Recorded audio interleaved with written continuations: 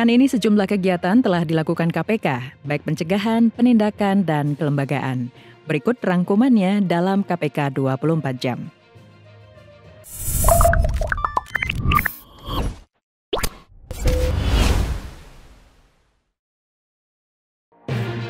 KPK mendorong Badan Penyelenggara Jaminan Sosial (BPJS) Ketenagakerjaan agar meminimalisir lahirnya perilaku koruptif di institusinya. Pengelolaan investasi pun harus dilakukan secara bertanggung jawab agar tak terjadi benturan kepentingan. Hal ini mengemuka dalam audiensi direksi dan Dewas BPJS Ketenagakerjaan dengan KPK. Ketua KPK Firly Bahuri yang didampingi oleh 3 Wakil Ketua KPK Alexander Marwata, Nawawi Pomolango, Nurul Gufron, dan Deputi Pencegahan KPK Pahala Nenggolan menerima kunjungan jajaran direksi BPJS serta Dewan Pengawas di Gedung Merah Putih KPK. KPK menggelar penandatanganan Fakta Integritas Dewan Pengawas atas pengangkatan dan pelantikan Indrianto Seno Aji sebagai Dewan Pengawas KPK. Penandatanganan yang berlangsung di auditorium Gedung KPK Kafling C1 ini dihadiri oleh seluruh Dewan Pengawas dan pimpinan KPK. Sehari sebelumnya, Indrianto Seno Aji resmi diangkat dan dilantik sebagai Dewan Pengawas KPK oleh Presiden RI Joko Widodo di Istana Negara.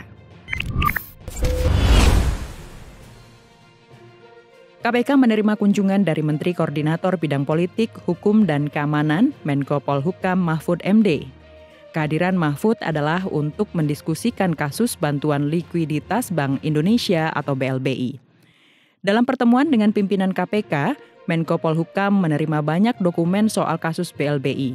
Sebelumnya, pemerintah memburu utang perdata bantuan likuiditas Bank Indonesia atau BLBI 1998. Mahfud MD memastikan bahwa tim pemburu akan berjalan transparan.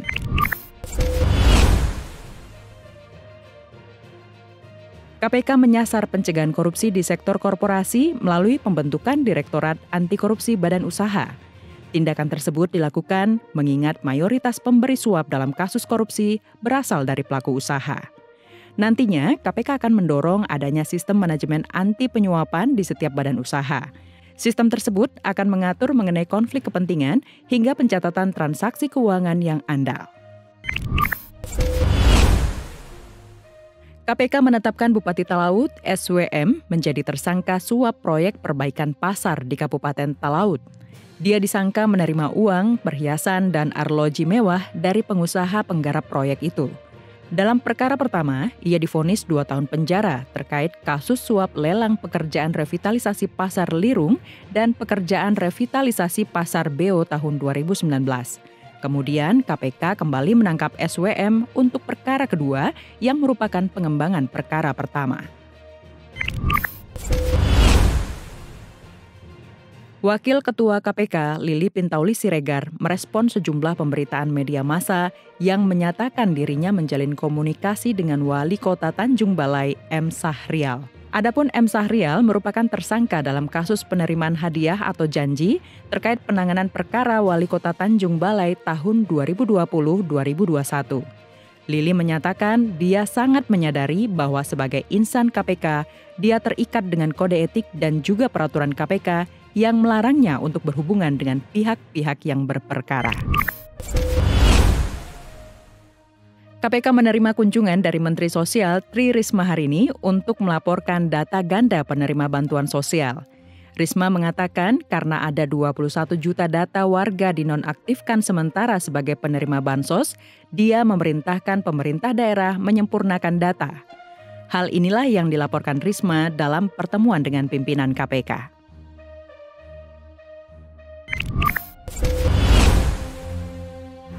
Demikian kegiatan pencegahan, penindakan, dan kelembagaan Komisi Pemberantasan Korupsi yang terangkum dalam KPK 24 jam. Salam anti korupsi.